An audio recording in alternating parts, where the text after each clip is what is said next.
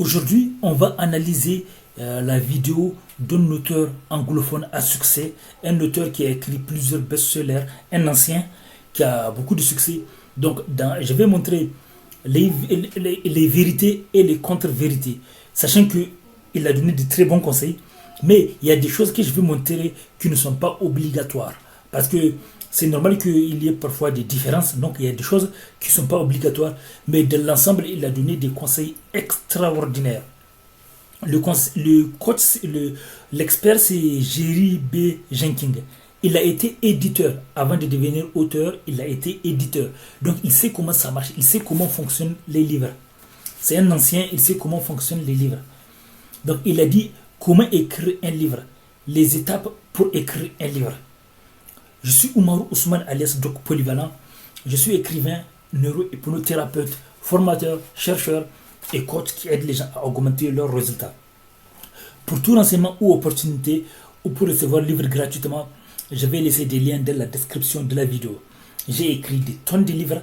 Ça, c'est une toute petite partie de mes livres. J'ai écrit des centaines de livres. Je battu des records en productivité. N'hésitez pas à aller sur Amazon, Kobo, Apple, Google pour me laisser des commentaires honnêtes. C'est autorisé de demander aux gens de te laisser des commentaires honnêtes. Et les haineux, parce que les haineux sont partis sur Amazon, les jaloux, pour me laisser des commentaires négatifs. Parce qu'ils avaient vu que j'avais des commentaires positifs. Même sur Udemy, le site Udemy pour les formations, c'est pareil. N'hésitez pas à aller là-bas pour me laisser des commentaires honnêtes. Et vous pouvez venir me dire ça. Et le jour où vous aussi vous avez besoin, je peux vous aider. Et voilà. Et même si vous n'habitez pas ici en France, vous pouvez participer à nos événements en ligne. Par contre, si vous habitez ici en France, donc vous pourrez assister à nos événements de la vraie vie à l'avenir. Donc, on va commencer. Le conseil numéro 1. Le conseil numéro 1, il a dit have a writing space.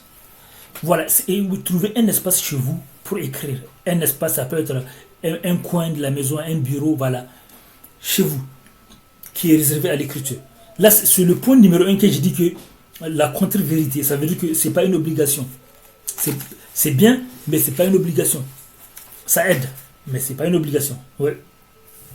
Avoir un espace pour mieux être isolé, pour éviter distraction. Numéro 2. Numéro 2, il dit have your writing tool ready.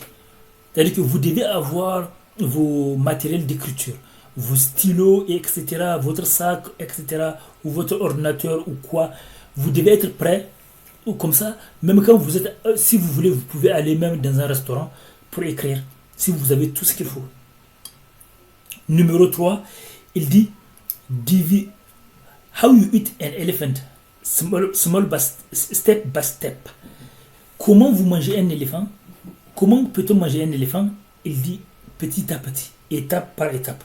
Ça veut dire que si vous voulez écrire un gros livre, divisez le travail en plusieurs étapes. Sinon, vous allez être découragé.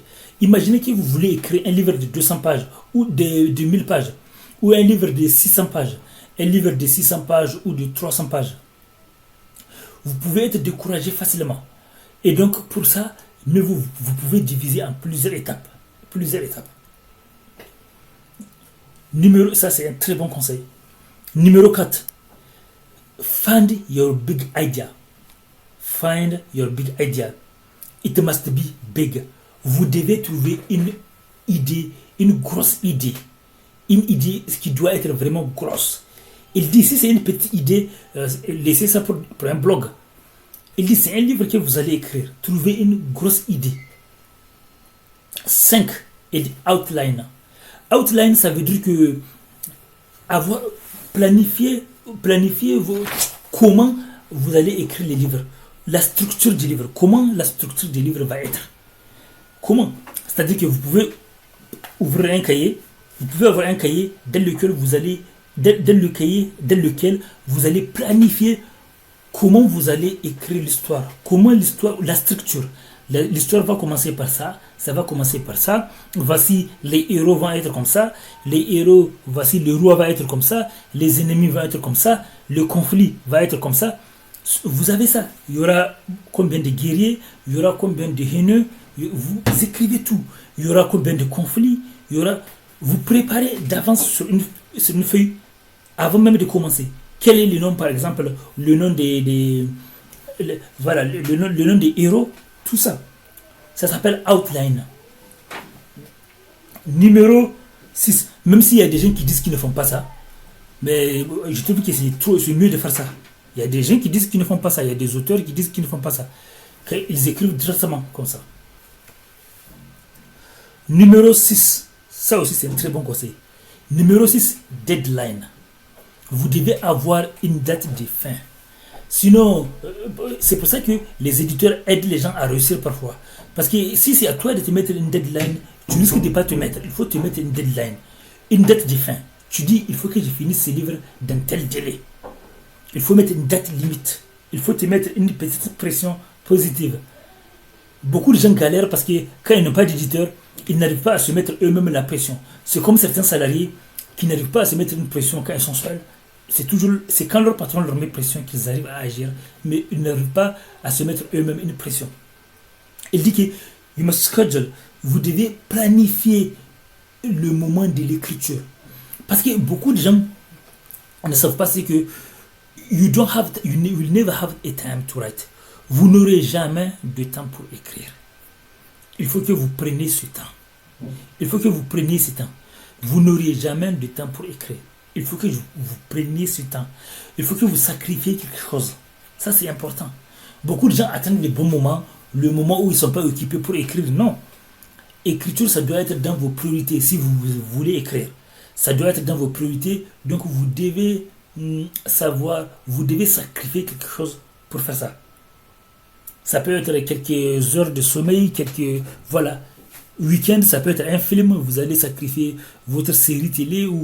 Il faut sacrifier quelque chose, sinon vous n'aurez jamais le temps pour faire. Il faut diminuer les distractions, etc. Là, c'est la première partie. Je vais faire la suite après. Donnez vos avis dans les commentaires. C'est la première partie là.